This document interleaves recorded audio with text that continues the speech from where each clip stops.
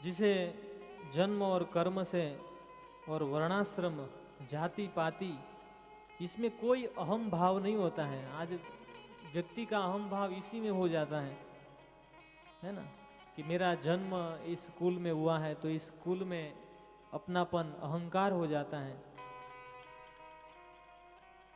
और वर्णाश्रम है ना, जैसे वर्ण, भगवान ने वर्ण और आश्रम बनाए हैं व्यक्ति के स्वभाव के अनुसार, तो व्यक्ति को ये अहंकार हो जाता है। जैसे 4 वर्ण और 4 आश्रम है। 4 आश्रम इस प्रकार से ब्रह्मचारी, गृहस्थ आश्रम, वानप्रस्थ और सन्यास। और 4 वर्ण है, ब्राह्मण, क्षत्रिय, वैश्य और शूद्र। तो कभी कभी व्यक्ति की अहम भाव इसमें हो जाती हैं कि मैं ये हूँ, मैं वो हूँ। लेकिन जो भगवान का उत्तम भक्त होता है उनकी कोई ममता इसमें नहीं होती है। न यस्य स्वपर इति वितेष्वात्मनिवाभिधा सर्वभूत समः शांत सवे भागवतो उत्तम। और उनके पास जो कुछ भी है उसको अपना नहीं समझता है, भगवान का समझता है। और सभी जीवों के प्रति समान बुद्धि रखता है और शांत होता है। उनके हृदय में कोई कामना नहीं होती है और इसीलिए तो वो शांत होता है। सवे भागवतो उत्तम, वह भागवतों में उत्तम। फिर आगे कहते हैं त्रिभुवन विभव है तवेप्य वैकुंठ स्मृति रिजितात्मशुरादिभिर विमृग्यात् न चलति भगवत पदारविंदम लव निमिषार्धमपि यस वैष्णवाग्र। बोले उस भगवान के भक्त को त्रिभुवन विभव है तवे वैकुंठ, त्रिभुवन की लक्ष्मी, राज्य लक्ष्मी उनके हाथ में दी जाए, लेकिन फिर भी वो उनके सामने देखता तक नहीं है। और लव निमिषार्धम अपि सवे भगवता पदार विंदम, भगवान को लव आधे क्षण के लिए भी वो भूलना नहीं चाहता है। और उनको कहा जाए कि तुम आधे क्षण के लिए भगवान को भूल जाओ और इसके बदले में लो ये पूरे त्रिभुवन की राज्य लक्ष्मी तुम्हें दे दी जाए, लेकिन फिर भी वो ठुकरा देता है। उसे भागवत उत्तम कहा गया। वैष्णवों में वही अग्रगण्य है। भगवत उरु विक्रमांग्रि शाखा नखमणि चंद्रिकया निरस्ततापे हृदि कथम उपसिदताम पुनः स प्रभवती चंद्र इवोदते अर्कतापम। भगवान के स्वरूप का वर्णन करते हुए कहते हैं कि भगवान के चरण कमल हैं, उनके जो नख हैं वो एक नख एक चंद्र की समान चमकता है और उस नख में से चंद्र के समान शीतलता प्रकट होती है। तो वो जो भागवत प्रधान भक्त होता है वो भगवान के चरणों को निरंतर भजन करते हुए उस नख में से जो चंद्र रूपी शीतलता प्रदान हो रही है उसको आस्वादन करता हुआ उनके हृदय में कभी भी संसार का कोई भी धर्म प्रकट नहीं होता है। और कैसे होगा, कह रहे हैं कि जैसे मान लो कोई पूरे दिन भर सूर्य के ताप में तपता है और शाम होते ही चंद्र की शीतलता के कारण उनके दिन भर जो सूर्य की गर्मी से जो उन्होंने सहन किया है वो सारा कष्ट शाम को खत्म हो जाता है। तो फिर वो कैसे फिर से तपित हो सकता है। वैसे भगवान के चरण कमल जो है वो नित्य निरंतर चंद्रमा की तरह शीतलता प्रदान करते हैं। और भगवान के चरण, भगवान का आश्रय जो है वो शीतल है। संसार के दुखी जीवों के लिए यही एकमात्र शीतल आश्रय है, क्योंकि संसार में तो बड़े बड़े ताप हैं, है ना। तप्त जीवनम, इस बात को कहते हैं गोपियां कि तप्त जीवनम, संसार में जीव त्रिविध तापों से तप्त है, जन्म जरा व्याधि मृत्यु से पीड़ित है। इन और इस भवसागर में डूबा हुआ है, उनके लिए एकमात्र आश्रय है भगवान के चरण कमल जो शीतलता प्रदान करते हैं। इसलिए चैतन्य महाप्रभु को प्रार्थना करते भक्ति ठाकुर भी एक भजन में लिखते हैं, शीतल शरण पाई शरण लईनो।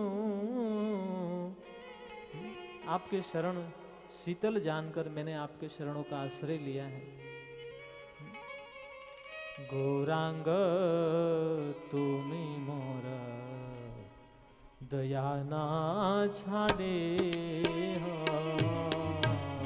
गौरांग तुमी मोर दया ना छाड़े हो,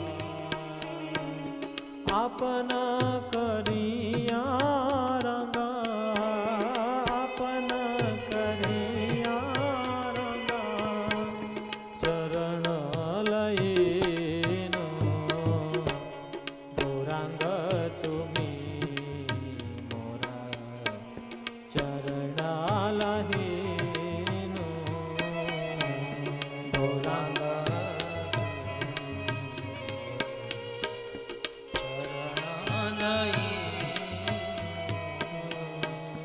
शीतल शरण पाए शीतल शरण पाए शीतल शरण पाए शीतल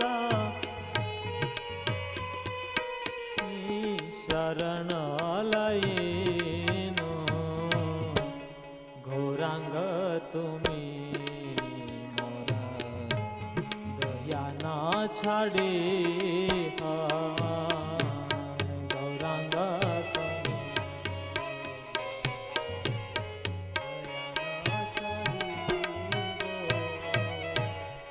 इस प्रकार से भगवान के शरण आश्रय शीतल है। इसीलिए संसार से दुखी जीव को चाहिए कि उस शीतल भगवान का आश्रय लिया जाए, तब शीतलता प्रदान होगी, संसार के दुखों से मुक्त हो जाएंगे, जन्म मृत्यु के चक्कर से मुक्त हो जाएंगे, संसार के ताप नष्ट हो जाएंगे, पाप कर्म जलकर भस्म हो जाएंगे। तो यही एकमात्र आश्रय लेने के कारण योग्य है। विसृजति हृदयम न यस्य साक्षात् हरिर्वशाद विहितो अप्य अधो अनाशः प्रणय रशनया धृतांग पद्म सभवती भागवत प्रधान उक्तः। ऐसे जो भगवान के भक्त होते हैं, न यस्य भगवान को कभी भी अपने हृदय से विसृजति विस्मरण नहीं करते हैं, और उनकी इस प्रकार सतत भक्ति के कारण हरिर्वशा अभिहितो, जो थोड़े समय के लिए भगवान का नाम, एक नाम लेने के कारण कि जो भगवान जीव के समस्त पापों को नष्ट करने वाले हैं, वो भगवान उस भक्त के वश में हो जाते हैं। भगवान के वो भक्त, वो जो भक्त है भगवान को बांध लेते हैं, मतलब भगवान उनके हृदय से नहीं निकल पाते हैं। एक आचार्यगण लिखते हैं कि भगवान के चरण को वो भक्त बांध देता है, बांध कर रखता है ताकि वो निकल ही ना पाए। जैसे यशोदा है ना, लेकिन बांध देते, किससे बांधते हैं? बोले प्रणय रसनया, प्रेम रूपी रस्सी से बांध देते है ना? प्रेम रूपी रस्सी से। अभी हमारे साथ हमारे कार्तिक महीना प्रारंभ होगा कुछ समय के बाद, जिस समय में प्रतिदिन दामोदर अष्टकम गाया जाता है, क्योंकि उस समय भगवान की ये लीला हुई थी, प्रकट लीला, जो भगवान ने दिखा दिया कि मेरे भक्त मुझे रस्सी के द्वारा बांध देते हैं, प्रेम रूपी रस्सी से। आप सबको याद होगा या तो आपने सुना होगा कि कृष्ण को यशोदा बांध देती है जब बहुत शरारत करते हैं, बहुत बड़ी लीला है। लेकिन भगवान एक रस्सी के द्वारा उखल से बांध देते हैं कृष्ण को। तब आचार्यगण बहुत सुंदर गाते हैं, नमामीश्वरम सच्चिदानंद रूपम लसत्कुण्डलं गोकुले व्रजमानं नमामीश्वरं सच्चिदानन्दरूपं लसत्कुण्डलं गोकुले व्रजमानं नमामीश्वरं सच्चिदानन्दरूपं लसत्कुण्डलं गोकुले व्रजमानं नमामीश्वरं सच्चिदानन्दरूपं लसत्कुण्डलं गोकुले व्रजमानं यशोदाभियो लोकलाघवमानं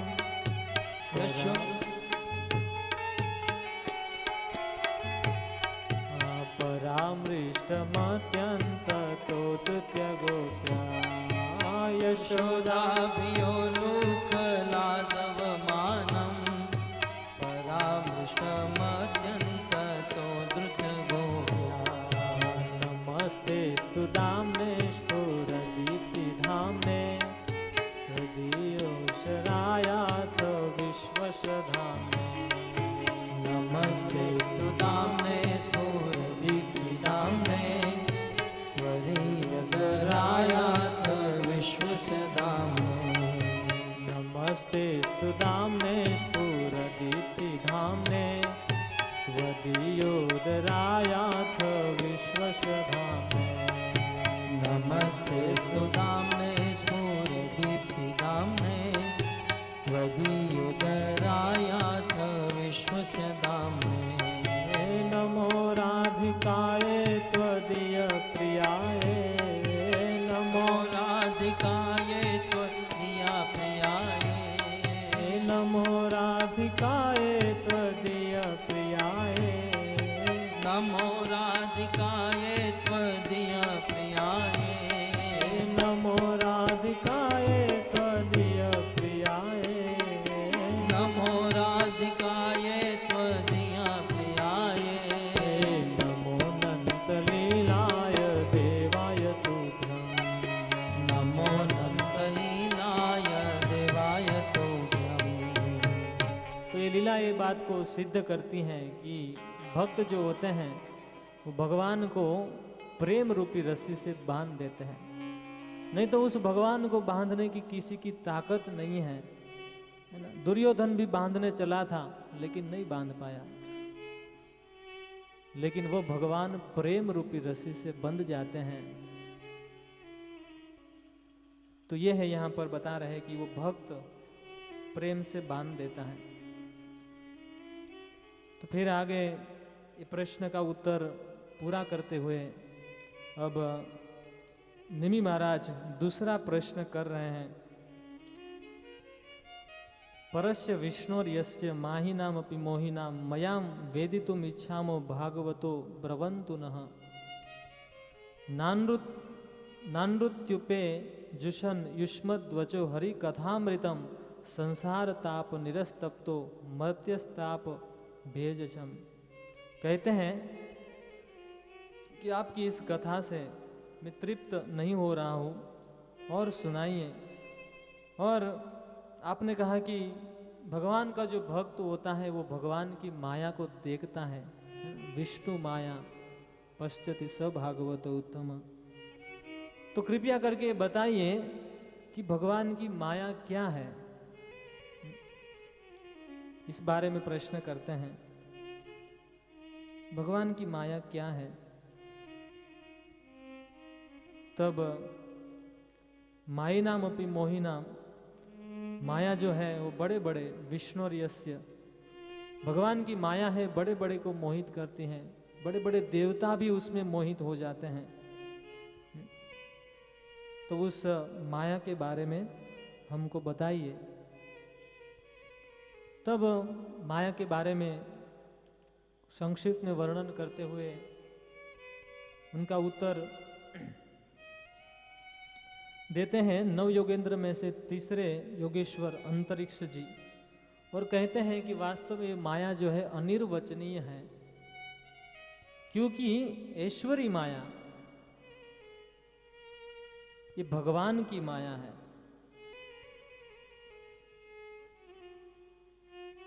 इस माया का वर्णन करते हैं कि इस माया के द्वारा भगवान इस सृष्टि की रचना करते हैं, जीवों को भोग प्रदान करते हैं और साथ ही साथ ऐसी सुविधा करते हैं कि जिससे वो भगवान का भजन करें। लेकिन स्वतंत्र जीव भगवान की माया से प्रकट हुई इस भौतिक जगत या सृष्टि को, स्वतंत्र जीव अपने भोगों में रस पस जाता है और भगवान को भूल जाता है इस भगवान की माया में। इस प्रकार से वर्णन करते हुए कहते हैं, ऐशाम माया भगवत, इस अध्याय का अंतिम श्लोक, माया की व्याख्या विशेष नहीं की जाएगी। अंतिम श्लोक में कहते हैं, ऐशा माया भगवत स्वर्ष स्थित एकांतकारिणी त्रिवर्णा वर्णिताम अस्मि किम भूय श्रोतुम इच्छामि। तो इस प्रकार की यह सृष्टि स्थित और संहार करने वाली त्रिगुणमयी माया है, जिससे सृष्टि उत्पन्न होती है और अंत संहार होती है, कुछ समय के लिए रहती है। तो फिर कहते हैं कि अब और आप क्या सुनना चाहते हो, पूछ रहे हैं। तब निमि महाराज आगे कहते हैं कि यथे ताम ऐश्वरी मायाम दुस्तराम कृतात्म भी तरंत्यज स्थूल धियो महर्ष इदम अच्युतात्मनः इदम अच्युताम। वो कह रहे हैं कि इस भगवान की माया को पार करना उन लोगों के लिए जो बहुत कठिन है, जो अपने मन को वश में नहीं कर सकते हैं, है ना। इस संसार में मन को जो वश में नहीं कर सकते हैं, उन लोगों के लिए ये भगवान की माया को पार करना बहुत कठिन है। क्यों कठिन है? क्योंकि यथाम एथे ताम ऐश्वरी माया। ये माया क्या है? बोले भगवान की माया है, भगवान की शक्ति है और भगवान ने ही बनाई है, इसलिए उनको पार करना बड़ा मुश्किल है। गीता में भी भगवान कहते हैं, देवी हेषा गुणमयी मम माया दुरत्यया। ये मेरी माया है, इसलिए बहुत बलवान है। जीव कितने भी प्रयास करे अपनी ओर से, लेकिन इस माया से मुक्त नहीं हो सकता। तो फिर क्या उपाय है भगवान की माया से मुक्त होने का? मम माया दुरक्तया माम एव प्रपद्यन्ते मायाम एताम तरन्ति ते। तब भगवान उत्तर देते हैं कि यदि इस माया से मुक्त होना है तो जीव को चाहिए कि माम प्रपद्यते, मेरी शरण में आ जाए। यदि कोई जीव मेरी शरण में आ जाता है, मेरा आश्रय ले लेता है, मायाम एताम तरन्ति ते, तब वो इस माया से पार हो सकता है। नहीं तो कितने भी प्रयास कर लो, माया से मुक्त नहीं हो सकते। तो पूछ रहे प्रश्न कि माया भगवान की शक्ति है, ईश्वरी माया बड़ी बलवान है, तो फिर इस माया को आसानी से पार करने के लिए क्या उपाय है? तब इस नव योगेंद्र में से चौथे योगेंद्र प्रबुद्ध जी उत्तर देते हैं, और उत्तर में वो बताते हैं, कर्मण्या बमाणानाम दुख यतवे सुखाय च पश्येत पाक विपर्यसम मिथुनि चारिणाम नृणाम। वास्तव में जो इस संसार में भगवान ने जो एक आकर्षण बनाया है स्त्री और पुरुष का, और जीव जब तक इसी में आसक्त हैं और पुरुष स्त्री के संग में रहता है, उनके लिए इस माया को पार करना बड़ा कठिन है। लेकिन फिर भी, और माया के कई कई प्रकार हैं, जैसे उनमें से एक है धन। माया के कई कई अंग है, उसमें से एक धन है जो माया जिसे कहा जाता है। आपने सुना होगा कि पहले के जमाने में, पहले के राजा महाराजाओं ने जो कुछ धन, पहले की जो लक्ष्मी होती थी, वो छुपा के रखते थे।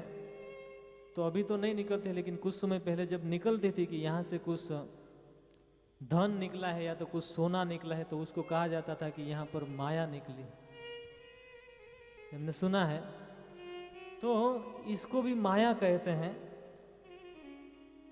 और ये माया में रहने से केवल दुख ही दुख प्राप्त होता है। अब माया का एक अंग ले लो, वो है धन, है ना। जो स्त्री और पुरुष के आकर्षण में जो जीव है, वह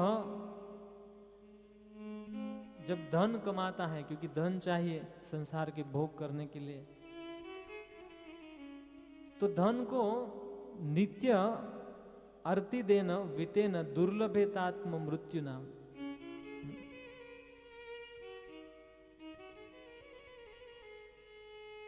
कहते हैं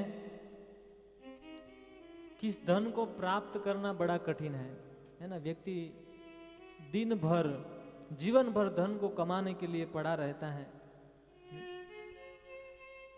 और ये सोचता है कि किस प्रकार मैं इस धन को बढ़ाता रहूं। सबसे पहले तो इस धन को पाना कठिन है ना। कितना परिश्रम करना पड़ता है, कितना मेहनत करना पड़ता है दिन भर। कुछ लोग तो 24-24 घंटा करते हैं नाइट में, दिन में, धन कमाने के लिए।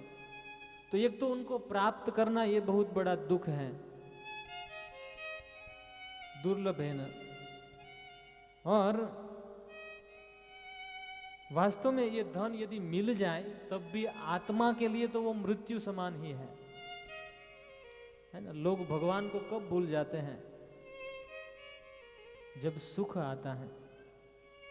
तो ये धन जब आता है व्यक्ति के जीवन में, तो वो भगवान को भूल जाता है, भक्ति नहीं करता है, अर्थात शरीर के लिए केवल कार्य करता है और आत्मा के लिए कोई कार्य नहीं करता है। और मनुष्य जीवन मिलने के बाद जो आत्मा के लिए कार्य नहीं करता है, वो अपने आत्मा का हनन करने वाला है। वो आत्मा का हनन करने वाला है। भगवान ने भागवत में ही उद्धव जी को उपदेश देते हुए कहा है, नृदेहमानं सुलभं सुदुर्लभं प्लवं सुकल्पं गुरुकर्णधारं मयानुकूलेन नभस्वते ऋतं। मनुष्य जीवन बड़ा दुर्लभ है। एक इस संसार सागर को पार करने के लिए नौका है। इसीलिए मनुष्य जीवन मिलने के बाद किसी गुरु का आश्रय, योग्य गुरु का आश्रय लेकर भगवान का भजन करना चाहिए। और अनुकूल हवा है भगवान की कथा। और ये सब मिल जाने के बाद भी कोई अपने आत्मा का उद्धार नहीं कर लेता है। स आत्मा, अंतिम लाइन में कहते हैं, न तरेत स आत्मा। जो इस भवसागर से पार नहीं कर रहा है, वो अपने आप को ही मार रहा है। तो जिनके पास धन आता है, तो एक तो वो प्राप्त करना कठिन है, और आ जाने के बाद आत्मा के लिए तो वो हनन करने ही वाला है। क्योंकि आत्मा तो वो अपने आत्मा का धर्म भूल जाता है जीव धन मिलने के बाद। और गृहापत्याप्त पशु भी का प्रीति साधि केस चले हैं, अपने आप को भूल जाता है और इस प्रकार घर, पुत्र, स्वजन और संबंधी में आसक्त हो जाता है और धन उसी में यूज करता है।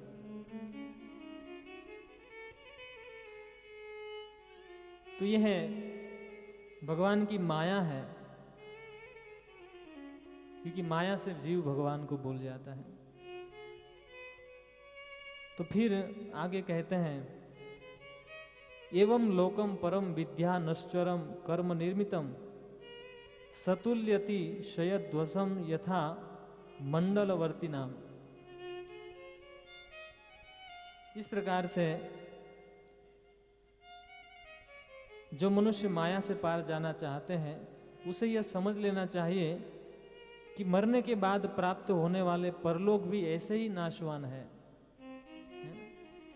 जैसे यहाँ ये धन प्राप्त करने में कठिन है, आने के बाद भी नाश करने वाले हैं, और यहाँ भी दुख देने वाले हैं। क्योंकि धन जब आत्म प्राप्त करने कठिन है होता है तब उनका दुख होता है, चला न जाए, और कोई लेकर चला जाता है तब और दुख होता है। तो वैसे ही ये सब नश्वर हैं।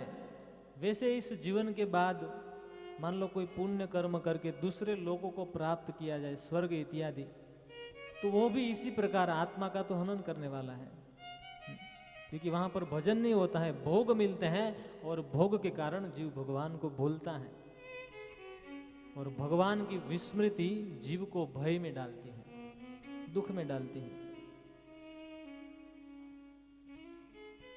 इसलिए क्या करना चाहिए, ये समझ लेना चाहिए कि जो कुछ भी है सब भगवान से विमुख कराने वाला है और आत्मा के लिए हनन करने वाला है। तस्मात्, इसीलिए क्या करना चाहिए, गुरुम प्रपद्येत जिज्ञासु श्रेय उत्तमम। इसलिए जीव को चाहिए कि गुरु का आश्रय ग्रहण करें, क्योंकि जब तक गुरु का आश्रय नहीं है तब तक ये सब ज्ञान नहीं होगा। और व्यक्ति को जिज्ञासु होना चाहिए, और ये जिज्ञासा कहाँ करे, गुरु प्रपद्येत, गुरु के पास जाकर जिज्ञासा करनी चाहिए कि मैं किस प्रकार इस माया से पार हो सकता हूं।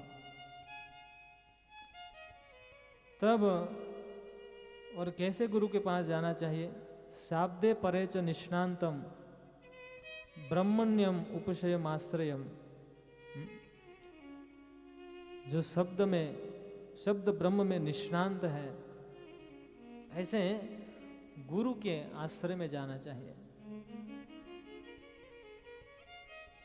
वास्तव में संसार में बड़े बड़े लोग जब जीवन में दुख आया है तभी भी गुरु के आश्रय में गए हैं। फिर इस देश में कई ऐसे राजा हो गए, जैसे राजा दशरथ भी जब दुख आया तो गुरु के आश्रय में गए, है ना। गुरु गृह गए तुरंत महीपाला, तुरंत गुरु के आश्रय में गए। तो इस प्रकार से गुरु का आश्रय ग्रहण करना चाहिए। तो प्रश्न होता है कि फिर गुरु कैसे गुरु होने चाहिए, है ना। गुरु कैसे होने चाहिए, ये तो पता चला कि गुरु का आश्रय लेना चाहिए, लेकिन गुरु कैसे होना चाहिए और गुरु की क्या योग्यता होती है, तब उसके बारे में बताते हैं। देखिए भक्तों, ध्यान से इस बात को समझ लेना चाहिए कि गुरु की मुख्य 5 योग्यताएं होती हैं, जो गुरु बनने के योग्य है और गुरु करने योग्य होता है। तो उसकी 5 योग्यता ये होती है, सबसे पहले हम यदि गुरु ढूंढने जाएं तो देखना चाहिए कि उस गुरु में 5 योग्यता है कि नहीं। सबसे पहली योग्यता, वो अपने आप को भगवान नहीं मानना चाहिए, है ना। संसार में प्राय जो गुरु हैं वो ये कहते हैं अहम ब्रह्मास्मि, मैं ही भगवान हूँ, और ऐसा कहने वाले तो गुरु की योग्यता है ही नहीं, वो गुरु है ही नहीं। दूसरी योग्यता होनी चाहिए, भगवान का वो भक्त होना चाहिए, चाहे शूद्र हो कोई भी हो, लेकिन भगवान कृष्ण राम भगवान का भक्त होना चाहिए। ये दूसरी योग्यता। यदि ये भगवान को छोड़कर, भगवान के अवतारों को छोड़कर और किसी का भक्त है तो वो गुरु नहीं बन सकता। फिर इनकी तीसरी योग्यता, वो जो कुछ भी उपदेश दे रहे हैं वो उनके जीवन में आचरण होना चाहिए।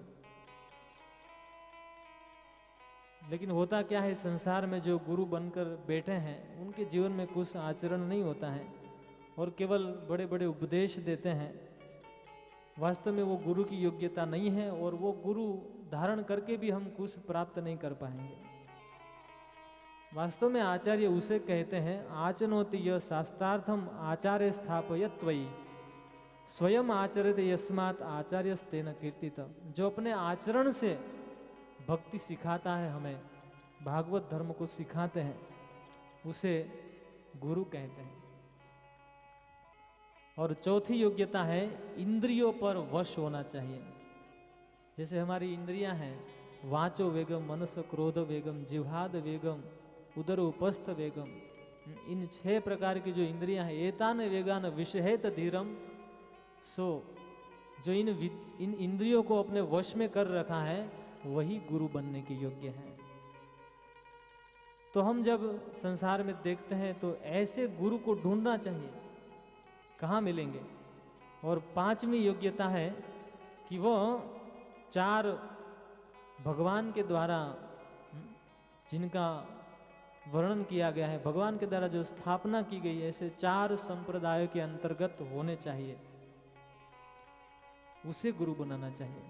वो 4 संप्रदाय क्या है, और शास्त्र इस बात को लिखा गया है पद्म पुराण कि इस संप्रदाय विहीन यदि कोई गुरु है तो उससे न दीक्षा लेनी चाहिए न मंत्र, क्योंकि ये इसका क्या होगा, बोले निष्फल होगा।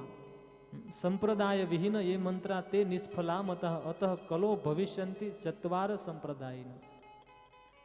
कलयुग में मुख्य 4 संप्रदाय हैं, और जितने भी संप्रदाय हैं वो वास्तव में आज के बनाए गए हैं, लोगों के द्वारा बनाए गए हैं, लेकिन भगवान के द्वारा मुख्य 4 संप्रदाय बनाए गए हैं। इन 4 संप्रदाय के अंतर्गत यदि उस गुरु ने गुरु परंपरा में दीक्षा ली है तो हम उससे दीक्षा ले सकते हैं, इससे शिक्षा ले सकते हैं। लेकिन यदि गलत गुरु को पकड़ लिए तो न तो हमारा कल्याण होगा और हमारा जीवन उल्टा अधोगति की ओर चला जाएगा। तो वो 4 संप्रदाय क्या है, प्रश्न हो तो ये 4 संप्रदाय का भी वर्णन किया गया है। श्री ब्रह्म रुद्र सनक वैष्णव क्षिति पावना 4 स लोभ्यत ही उत्के पुरुषोत्तम। 4 संप्रदाय है, जैसे ब्रह्म, रुद्र, श्री और कुमार। भगवान ने 4 कुमारों को जो ज्ञान दिया उसे एक संप्रदाय बना जिसको कुमार संप्रदाय कहते हैं, और उस ज्ञान गुरु परंपरा से आया धीरे धीरे लोक में। फिर भगवान ने लक्ष्मी जी को ज्ञान दिया, और वो ज्ञान गुरु परंपरा से आया, उसे श्री संप्रदाय कहते हैं। फिर भगवान ने शिव जी से ज्ञान दिया, रुद्र से ज्ञान दिया, रुद्र को ज्ञान दिया, और उनसे जो संप्रदाय बना उसे रुद्र संप्रदाय कहते हैं। और भगवान ने ब्रह्मा को ज्ञान दिया, और उस ब्रह्मा से जो परंपरा बनी, जो संप्रदाय निकला, उसे ब्रह्म संप्रदाय कहते हैं। और आगे चलकर इन 4 संप्रदाय के आचार्य हुए, जैसे कुमार संप्रदाय के निम्बार्क आचार्य, श्री संप्रदाय के रामानुजाचार्य, और रुद्र संप्रदाय के विष्णु स्वामी, और ब्रह्म संप्रदाय के मध्वाचार्य। तो ये 4 संप्रदाय मुख्य हैं, लेकिन उनमें से जो निम्बार्क संप्रदाय है वो प्राय आज बहुत कम स्थान पर हैं, और श्री संप्रदाय है वो भी उनका कोई प्रचार नहीं है, केवल दक्षिण भारत में कुछ स्थान पर है। और रुद्र संप्रदाय का अर्थ है आज जो पुष्टि मार्ग है ना, आगे चलकर वल्लभाचार्य और पुष्टि मार्ग जो निकला वो ये संप्रदाय है। तो उसमें भी इतना प्रचार प्रवचन ज्ञान बहुत कम होता है। और एक बचा वो है ब्रह्म संप्रदाय। ब्रह्मा जी को भगवान ने ज्ञान दिया, और उसकी जो परंपरा है वो आज भी बिल्कुल शुद्ध धारा से वो ज्ञान आ रहा है, क्योंकि परंपरा से आता हुआ ज्ञान शुद्ध आता है। तो भक्तों, इन 4 संप्रदाय के अंतर्गत जो गुरु है उनसे दीक्षा शिक्षा ग्रहण करनी चाहिए। और इस ब्रह्म मध्व संप्रदाय जो है, जो भगवान ने ब्रह्मा जी को ज्ञान दिया, ब्रह्मा जी ने नारद को, नारद ने व्यास को, व्यासदेव ने मध्वाचार्य को, मध्व ने पद्मनाभ को, पद्मनाभ ने नृहरि को, नृहरि ने माधव, और माधव ने अक्षोभ्य को। इस प्रकार से गुरु परंपरा से ज्ञान आ रहा है। और अक्षोभ्य ने जय तीर्थ को, जय तीर्थ ने ज्ञान सिंधु को, ज्ञान सिंधु ने विद्यानिधि, विद्यानिधि ने राजेंद्र को, और राजेंद्र ने जय धर्म को ज्ञान दिया। और वही जय धर्म जी ने पुरुषोत्तम को ज्ञान दिया, और उस पुरुषोत्तम ने व्यास तीर्थ को, व्यास तीर्थ ने लक्ष्मीपति, लक्ष्मीपति ने माधवेंद्र पुरी, और माधवेंद्र पुरी ने ईश्वरपुरी। यहाँ तक ये धारा ज्ञान से आ रही है, बिल्कुल गुरु परंपरा से ज्ञान आ रहा है। और जब यहाँ तक पहुँची तब ऐसा लगा कि क्योंकि प्रचार कम होने लगा, तब स्वयं भगवान ने इस परंपरा में अवतार लिया। स्वयं भगवान कृष्ण स्वयं पधारे इस संसार में चैतन्य महाप्रभु के रूप में, और इसी चैतन्य महाप्रभु ने इसी परंपरा से दीक्षा ग्रहण की। ईश्वरपुरी से चैतन्य महाप्रभु, उसी ने चैतन्य महाप्रभु के शिष्य हुए रूप गोस्वामी, और रूप गोस्वामी ने यही ज्ञान रघुनाथ दास गोस्वामी को, उन्होंने यही ज्ञान कृष्णदास गोस्वामी को, कृष्णदास गोस्वामी ने नरोत्तम दास ठाकुर को दिया, नरोत्तम दास ठाकुर ने यही ज्ञान विश्वनाथ चक्रवर्ती ठाकुर को दिया, और विश्वनाथ चक्रवर्ती ठाकुर ने यही ज्ञान जगन्नाथ दास बाबा जी महाराज को दिया। और फिर वही ज्ञान भक्ति विनोद ठाकुर के पास आया, और भक्ति विनोद ठाकुर के शिष्य हुए भक्ति सिद्धांत सरस्वती ठाकुर, भक्ति विनोद ठाकुर शिष्य हुए गौर किशोरदास बाबा जी महाराज, और गौर किशोरदास बाबा जी महाराज के शिष्य हुए भक्ति सिद्धांत सरस्वती ठाकुर, और उन्हीं के शिष्य हुए शील प्रभुपाद, जिन्होंने जो इस अंतर्राष्ट्रीय कृष्ण भावनामृत संघ की स्थापना की है। इसमें यही ज्ञान दिया जा रहा है जो गुरु परंपरा से आया। तो गुरु में एक योग्यता होती है कि वो इन 4 संप्रदाय के अंतर्गत होना चाहिए, तभी वो गुरु बन सकता है। तो इस प्रकार से 5 योग्यता गुरु में होनी चाहिए जो यहाँ पर बताई गई। सबसे पहली योग्यता, वो अपने आप को भगवान नहीं मानता होना चाहिए। दूसरी योग्यता, वो भगवान का भक्त होना चाहिए। तीसरी योग्यता, वो जो कुछ भी उपदेश कर रहे हैं वो अपने जीवन में आचरण होना चाहिए। चौथी योग्यता, उनका अपनी इंद्रियों पर वश होना चाहिए। और 5वीं योग्यता, वो इन 4 संप्रदायों के अंतर्गत होना चाहिए। इसके पास जिज्ञासा लेकर जाना चाहिए। तो हम जिन गुरुओं को देखते हैं उसमें देख लेना चाहिए कि इनमें योग्यता है, तब उनसे शिक्षा दीक्षा ग्रहण करने से भगवान की प्राप्ति होगी। इसलिए यहाँ पर कहते हैं जो जिज्ञासु है, तस्माद गुरु प्रपद्येत जिज्ञासु श्रेय उत्तमम शाब्दे परे च निष्णांतम ब्रह्मण्यम उपशयमाश्रय। उनको चाहिए कि गुरु का आश्रय करे और गुरु से क्या क्या सीखे। तब बता रहे हैं कि तत्र भागवतान धर्म शिक्षेत, उनसे भागवत धर्म को सीखना चाहिए। अच्छा, भागवत धर्म सीखना चाहिए। भागवत धर्म क्या है? भागवत धर्म शिक्षेत, तो भागवत धर्म में क्या क्या सीखना चाहिए? तो कह रहे हैं तस्मात् भागवत धर्मान शिक्षेत गुरु आत्मदेवतः। गुरु को अपना परम प्रियतम समझकर, प्रिय अपना हितैषी समझकर उससे भागवत धर्म सीखना चाहिए। अमाय अनुवृत्तिया एस तुष्येत आत्म आत्मदो हरि है। इस प्रकार जो कोई इस भागवत धर्म को सीखता है तो भगवान प्रसन्न होते हैं, हमारी आत्मा भी प्रसन्न होती है। और भगवान विशेष रूप से इस धर्म को सीखने से, पालन करने से भगवान प्रसन्न होते हैं। तो कैसे भगवान? यहाँ पर भगवान की 2 संबोधन दिए जा रहे हैं। ये तुष्येत आत्मा, जिन साधनों से परम आत्मा भगवान प्रसन्न होते हैं। और दूसरा आत्मदह, भगवान को कहा है आत्मदह, जो अपने आत्मा का दान तक कर देते हैं। भक्ति के वश होकर भगवान अपने आत्मा का दान कर देते हैं। ऐसे भगवान, इस भगवान को प्रसन्न करने के लिए भागवत धर्म का आचरण, भागवत को सीखना चाहिए गुरु से। भगवान अपने आप को दे देते हैं। जैसे बलि महाराज को दे दिए। जब भगवान ने वामन छोटा सा रूप लेकर बलि महाराज का सब कुछ ले लिया और अंत में प्रसन्न हुए, बलि महाराज को सुतल लोक का राज्य दे दिया, लेकिन बलि महाराज तो भगवान के भक्त थे, आत्मसमर्पण कर दिया था।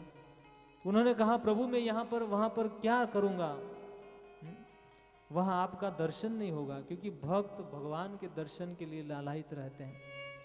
तो भगवान ने कहा चिंता मत करो, मैं तुम्हारे उस सुतल लोक में द्वारपाल बनूंगा और तुम्हें मेरा दर्शन होता रहेगा। तो भक्ति के वश होकर भगवान ने अपने आप को दे दिया। और ऐसे कई उदाहरण हैं, जैसे अर्जुन को भगवान ने अपने आप को दे दिया, एक ड्राइवर बन गए भक्ति के वश होकर। तो इसीलिए भगवान का नाम है आत्मद। तो इस प्रकार से शिक्षेद, गुरु से सीखना चाहिए। क्या क्या सीखना चाहिए? सर्वतो मनुष्यो संगम आदो संगम च साधुषु। सर्वतो असंगम आदो, पहले सबसे पहले शरीर संतान आदि में मन की अनासक्ति करना। गुरु जी के पास जाकर ये सीखना चाहिए कि हम किस प्रकार से इस संसार, हमारे शरीर, संतान और इन सब में से आसक्ति को छोड़ दे, है ना। प्राय लोगों की आसक्ति बनी हुई है और इसी के कारण भक्ति नहीं हो पाती है। तो किस प्रकार से आसक्ति छोड़ी जाए, वो गुरु के पास जाकर उनसे सीखना चाहिए। शिक्षयत। फिर आगे कहते हैं संगम च साधुषु। और क्या सीखना चाहिए? बोले किस प्रकार संत जनों से प्रेम किया जाए। वास्तव में भक्तों से प्रेम करना चाहिए। साधुओं में, आज लोगों की साधुओं में विश्वास नहीं है और इसीलिए जीवन दुर्गति की ओर जा रहा है। एक बार एक व्यक्ति घर से निकला, मंदिर में गया और मंदिर में दर्शन किया और पुजारी को रोज मिलता था। तो मंदिर के साधु जो थे, वो साधु ने कहा कि आज तुम काम पर मत जाओ, तुम्हारे लिए ठीक वातावरण नहीं है। तो शिष्य नहीं माना, वो जो व्यक्ति था नहीं माना कि नहीं नहीं, ऐसा कोई अपशुकन कुछ होता नहीं है, मैं तो जाऊंगा। तो जैसे ही वो बाहर निकला तो एक कुत्ता भौंकने लगा। प्राय ये अपशुकन माने जाते, जैसे कोई गधा भौंकता है, कुत्ता भौंकता है, शियाल बोलते हैं। तो बाहर जैसे निकला तो कुत्ता भौंकने लगा, तो वापस आ गया। वापस मंदिर में आया, साधु ने देखा कि ये व्यक्ति वापस किया है। बोले, उन्होंने सुना, उन्होंने कहा कि मैं जब बाहर निकला तो ऐसे अपशुकन होने लगे, इसलिए मैं वापस आ गया। तो उस साधु, उस गुरु ने कहा कि मैंने तुम्हें पहले ही कहा था, लेकिन तुम गुरु की नहीं माने, लेकिन उस कुत्ते की मान गए। तो ऐसा है, लोगों को साधु पर विश्वास नहीं है, लेकिन होना चाहिए। साधु, शास्त्र और गुरु पर श्रद्धा और विश्वास होना चाहिए। तो इस प्रकार संगम च साधुषु, और ये गुरु से सीखना चाहिए, क्योंकि गुरु ये सिखाएंगे और गुरु का यही कर्तव्य होता है कि वो अपने शिष्य को केवल अपने पास न रखते हुए पवित्र साधुओं का संग कराए, जिससे उनकी भक्ति बढ़ेगी। वास्तव में आज संसार में ऐसे गुरु हैं कि वो यही चाहते हैं कि मेरा शिष्य जो है मेरे पास ही रहे और कहीं जाए नहीं, इसीलिए वो उसी में रहता है।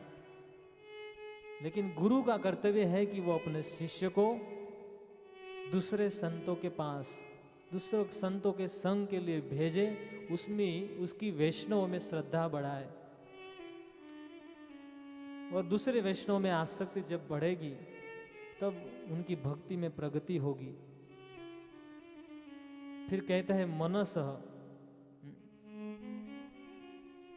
शरीर से नहीं मन से तो मुक्त हो सकते हैं, है ना। कभी कभी हो सकता है कि शरीर में है अनासक्ति, कैसे होगी? तो मन से मुक्त होना चाहिए। कम से कम मन में ये इस बात को सुनकर धारणा करनी चाहिए कि वास्तव में मन में समझ लेना चाहिए कि संसार में कुछ हमारा है नहीं, यहाँ जो आया है वो सब छूटने वाला है, सब संबंध है छूटने वाले हैं। इसलिए मन से इन आसक्तियों को छोड़ देना चाहिए। शरीर से भले, शरीर से हम घर में रहे, घर के कार्यों को करते रहे, है ना? लेकिन मन से इस भावना को ध्यान में रखना चाहिए कि एक न एक दिन मुझे ये सब कुछ छोड़ना है, मेरा यहाँ कुछ नहीं है, तब दुख नहीं होगा। फिर कहते हैं दयाम मैत्रीम प्रश्रयम च भूतेष्वदा यथोचितम। गुरु के पास जाकर दया सीखनी चाहिए, दूसरे जीवों के प्रति दया, अपने से जो हीन है उनके प्रति दया भाव रखना। मैत्रियम शिक्षेत, और अपने से जो समान है उनसे मित्रता रखना, ये सब गुरु के पास जाकर सीखना चाहिए। फिर प्रश्रयम शिक्षेत, अपने से बड़े के प्रति, बड़े लोगों के प्रति नम्रता के पास, उनके पास जाना, उनसे उपदेश प्राप्त करना, ये सब गुरु से सीखना चाहिए। भूतेषु ये यथा उचितम व्यवहारम, और सभी जीवों से उचित व्यवहार, अर्थात न केवल मनुष्य अपितु पशु आदि समस्त जीव। इसलिए भक्त लोग ये गुरु के पास जाकर सीखना चाहिए कि सभी जीवों में, सभी प्राणियों में जो भगवान के अंश हैं उनके साथ यथा योग्य व्यवहार, उनका आदर करना, ये गुरु के पास सीखना चाहिए। इसलिए एक भजन में भक्तिनाथ ठाकुर कहते हैं कि हे गुरुदेव, आप मुझ पर ऐसी कृपा करें कि सकल सम्मान करीते आमी, मैं सभी का सम्मान कर सकूं, इस संसार के सभी जीवों का मैं सम्मान कर सकूं, ऐसी आप मुझ पर कृपा करें। तो गुरु के पास जाकर ये सीखना चाहिए। फिर आगे कहते हैं शोचम तपस तितिक्षाम मौनम च स्वाध्यायम आर्जवम ब्रह्मचर्य महिंसाम स समत्वम दंडम समयज्ञो। फिर शोचम पवित्रता, पवित्रता सीखनी चाहिए, अंतः और बाह्य। बाहर की पवित्रता क्या है? बोले बाहर तो हम लोग जब रोज सुबह में स्नान करते हैं तो स्नान से शरीर की शुद्धि होती है, लेकिन दो प्रकार ये शुद्धि होती है, लेकिन हम पवित्र नहीं होते हैं। पवित्र तो भीतर से हुआ जाता है ना। बाहर रोज स्नान करने से शरीर शुद्ध होता है, लेकिन हृदय में जो जन्म जन्मांतर से जो मेल भरा हुआ है वो कैसे शुद्ध होगा? कहते हैं वो शुद्ध कैसे होगा, वो सीखना चाहिए। और शुद्ध कैसे होगा वो भी बताया गया है। मलिनम मोचनम पुंसाम जल स्नान दिने दिने सकृत गीतामृत स्नानम संसार मलनाशनम। बाहर से स्नान करने से शरीर पवित्र होता है, लेकिन यदि भीतर का स्नान भगवान की कथा और कीर्तन में स्नान करना, उसे भीतर का स्नान कहते हैं। और ये करने से हम पवित्र हो जाएंगे। तो सोचम तपस तितिक्षाम, तपस्या करना, भक्ति के साधन में, इस भागवत धर्म का पालन करने में इंद्रियों को जो कष्ट होता है उसे तपस्या कहते हैं। जैसे सुबह में मंगला आरती में जाना, तो सुबह में 3:30 बजे जगना पड़ता है, तो इसमें शरीर को कष्ट होता है, लेकिन उस कष्ट को ही तपस्या कहा गया है। और यहाँ पर कथा में आप लोग बैठे हैं तो बैठने भी, बहुत ज़्यादा समय बैठने भी कष्ट होता है, लेकिन कथा के लिए बैठे हैं तो ये तपस्या है। तो इन तपस्या को गुरु के पास जाकर सीखना चाहिए। तितिक्षाम, सहनशीलता सीखना चाहिए। संसार के दुखों को सहना सीखना चाहिए, या तो मान अपमान को सहन करना सीखना चाहिए। क्योंकि गीता में भगवान कहते हैं जो सहन करता है सो अमृतत्वाय कल्पते, सुख दुख समय कृत्वा। जो इस संसार के दुखों को सहन कर सकता है, मान और सम्मान को सहन कर सकता है, वही मेरी भक्ति रूपी अमृत को प्राप्त कर सकता है। तो ये सीखना चाहिए शिक्षेत। फिर मौनम च, मौन सीखना चाहिए। तो मौन क्या है? बोले केवल मुंह बंद कर देना मौन नहीं है। संसार की व्यर्थ चर्चा न करते हुए केवल भगवान के बारे में बोलना, भगवान के बारे में स्मरण करना, उसे मौन कहा जाता है। तो ये गुरु के पास जाकर सीखना चाहिए। शिक्षयम स्वाध्यायम आर्जवम एव च। और इस प्रकार से तितिक्षा और फिर स्वाध्याय, स्वाध्याय करना सीखना चाहिए। जैसे स्वाध्याय का अर्थ होता है स्व प्लस आई, अपने से रेगुलर पढ़ना, भगवान के इस भागवत, गीता, रामायण इत्यादि ग्रंथों को पढ़ना, और दूसरा अपने से पढ़ना, अपने आप को पढ़ना, उसे स्वाध्याय कहते हैं।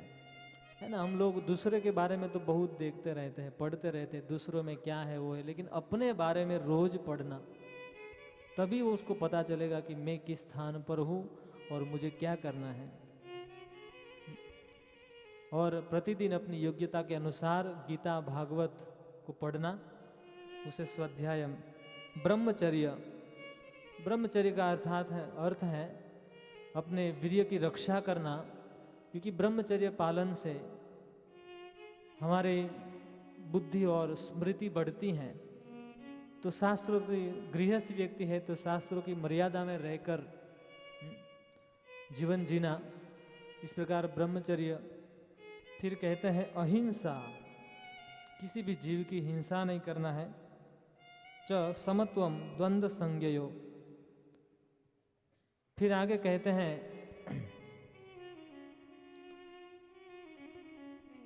सर्वत्र आत्म ईश्वर अन्वीक्षण, और सभी जगह पर ईश्वर को देखना, वह गुरु के पास जाकर शिक्षा लेनी चाहिए। केवल्यम अनिकेतान, केवल्यम सीखना, केवल्य का अर्थ होता है एकांत सेवन। एकांत का अर्थ होता है कि भगवान की भक्ति, कृष्ण की भक्ति में ही कार्यकलाप में रहना। ऐसा नहीं कि यहाँ पर आए तो कृष्ण की भक्ति, दूसरी जगह पर जाए तो दूसरा, है ना। जैसे गंगा गए तो गंगादास, यमुना गए तो यमुनादास। कुछ लोग होते हैं यहाँ आए तो उसकी गाते हैं, दूसरी जगह पर जाए तो दूसरी। लेकिन नहीं, केवल्यम भगवान कृष्ण की भक्ति ही परम श्रेष्ठ और कल्याणकारी है, उसी में बने रहना। फिर आगे कहते हैं अनिकेतनम, घर की आसक्ति से मुक्त होना। घर को मेरा नहीं समझना चाहिए, क्योंकि ये घर सब जो है पराया है। ये धन यौवन पुत्र परिजन, इथे किया छे परतीति रे। ये धन यौवन पुत्र परिजन, इथे किया छे परतीति रे। ये धन यौवन पुत्र परिजन, इथे किया छे परतीति रे। धन यौवन पुत्र परिजन, इथे किया छे परतीति रे। धन यौवन पुत्र परिजन, इथे किया छे परतीति रे। ये धन, यौवन, पुत्र, परिजन, ये सब जो है वो पराया है। केवल कर्म के फल के कारण ये सब संबंध बने हैं, समय आते ही सब छूट जाएगा। इसलिए कहते हैं कि इन संबंधों में अपनापन नहीं रखते हुए इनसे अनासक्ति होनी चाहिए, आसक्ति छोड़ देनी चाहिए। तो इस प्रकार से अनिकेतम शिक्षेत, फिर आगे कहते हैं विविक्त चिर वचनम संतोष एन केन चित्त। विविक्त चिर वचनम माने जीवन सादा जीवन होना चाहिए या सादे वस्त्र पहनने चाहिए। वस्त्र की भी बड़ी भजन में बड़ी उनका पाठ है, क्योंकि कई ऐसे वस्त्र होते हैं जिसके कारण भगवान का विस्मरण हो जाता है।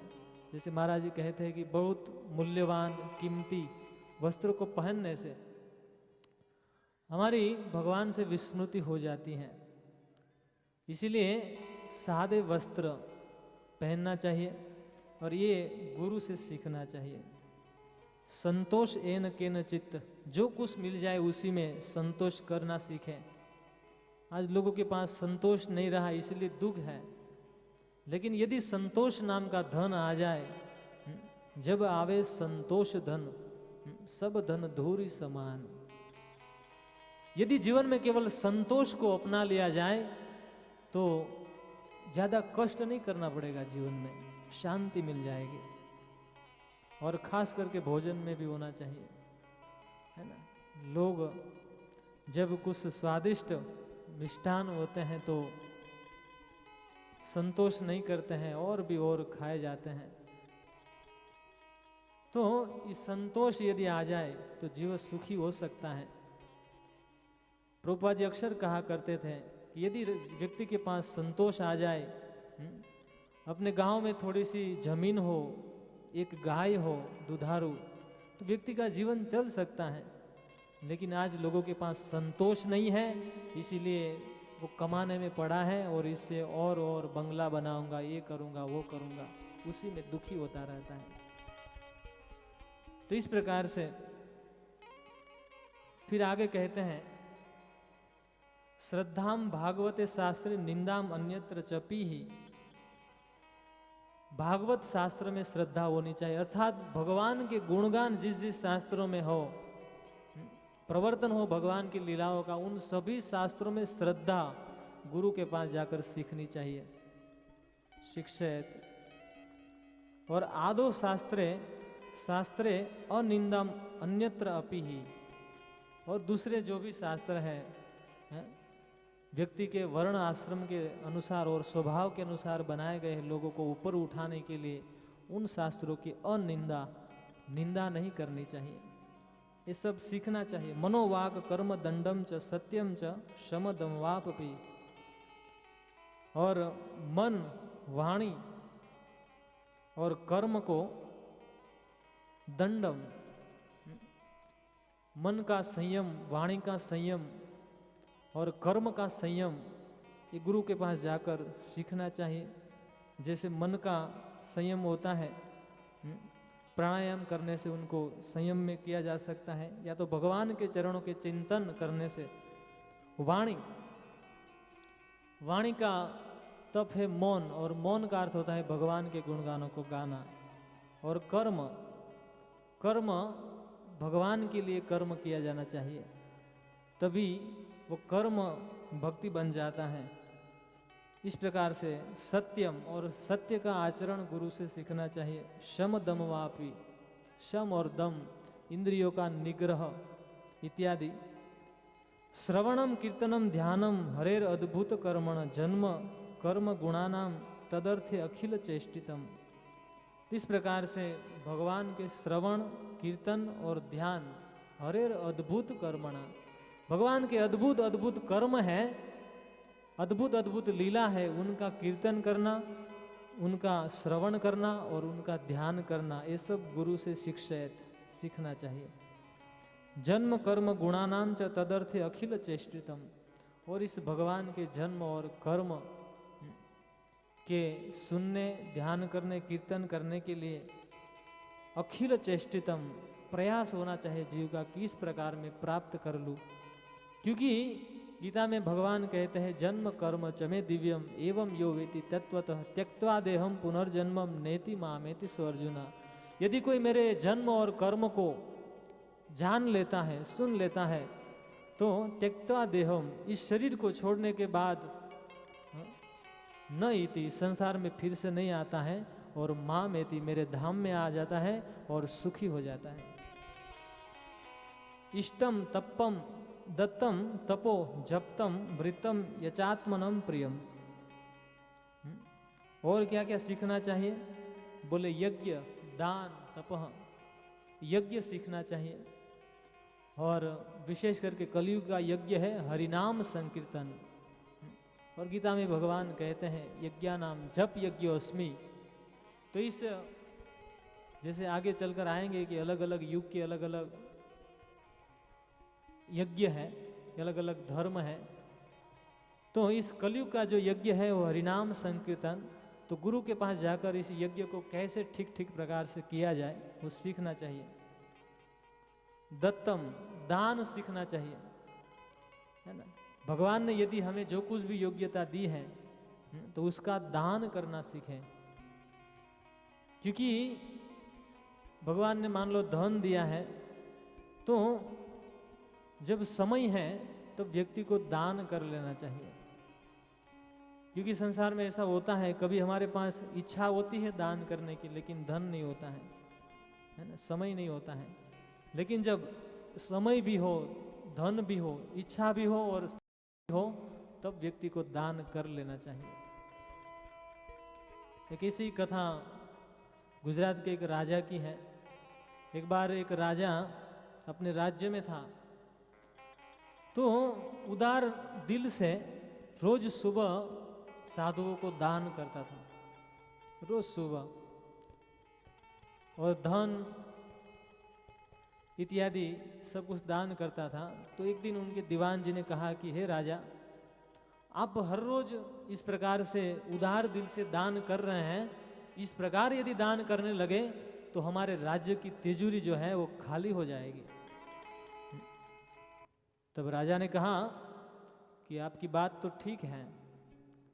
फिर जब रात हुई तो दीवान जी ने एक और भी वाक्य कहा कि जहाँ पर गुड़ होता है वहाँ तो मक्खी आया करती है ना।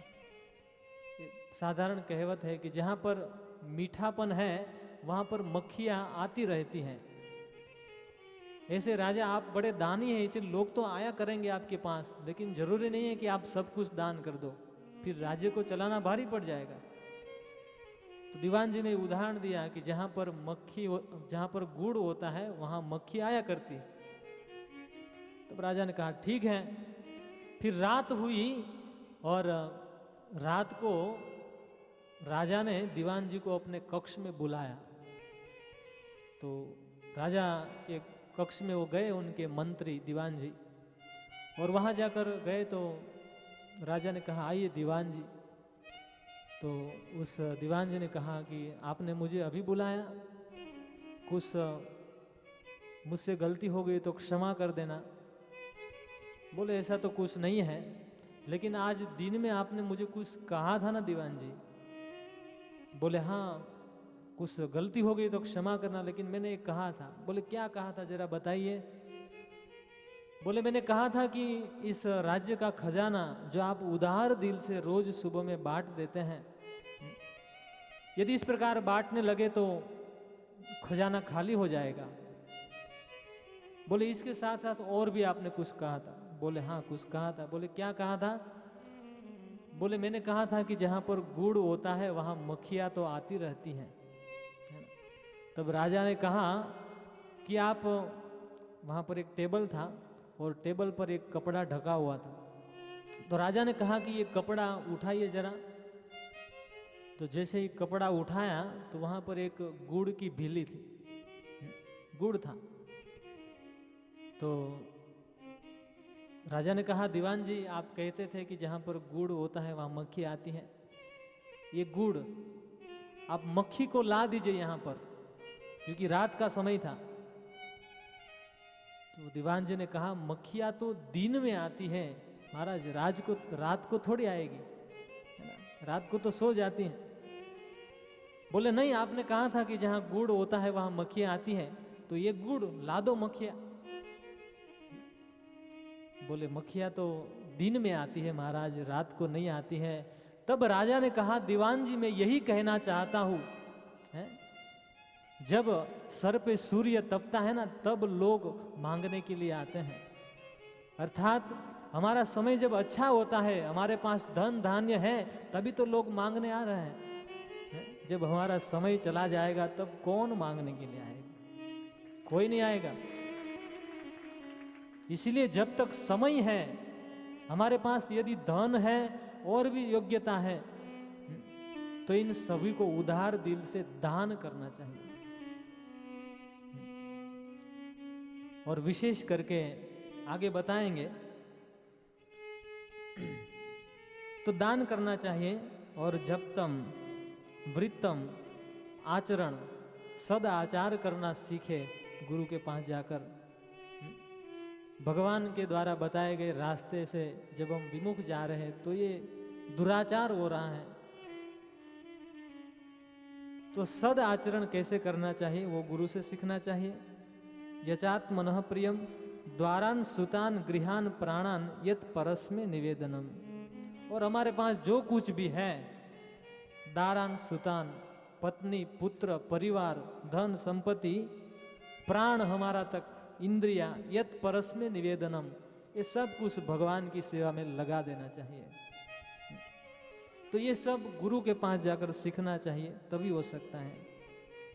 फिर आगे कहते हैं कि एवं कृष्ण आत्मनाथेषु मनुष्येषु च सोह्यदा परिचर्या चोभयत्र महत्सु नृषु साधुषु।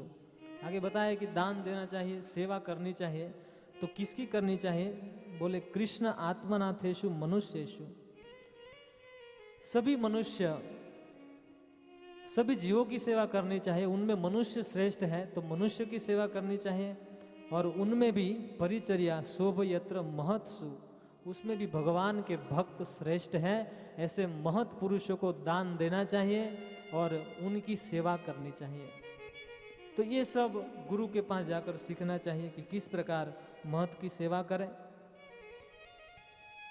तो इस प्रकार से बताते हुए फिर आगे कहते हैं परस्परानुकथनम पावनम भवदृश मिथो रतिर अथस्तुष्टि निवृत्तिर मथ आत्मनः।